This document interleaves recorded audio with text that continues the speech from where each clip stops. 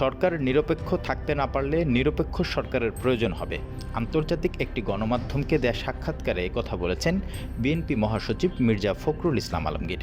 তার এই বক্তব্যের প্রেক্ষিতে তথ্য ও সম্প্রচার মন্ত্রণালয় এবং ডাক, টেলিযোগাযোগ ও তথ্য প্রযুক্তি মন্ত্রণালয়ের উপদেষ্টা নাহিদ ইসলাম নিজের ফেসবুক পেজে একটি পোস্ট দেন।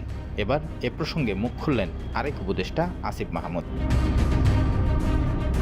বিবিসি বাংলাকে দেয়া এক সাক্ষাৎকারে এক প্রশ্নের জবাবে মির্জা ফখরুল বলেন, যদি অন্তর্বর্তী সরকার পূর্ণ নিরপেক্ষতা পালন করে তাহলেই তারা নির্বাচন পরিচালনা করা পর্যন্ত থাকবেন, তা না হলে নিরপেক্ষ সরকারের প্রয়োজন হবে।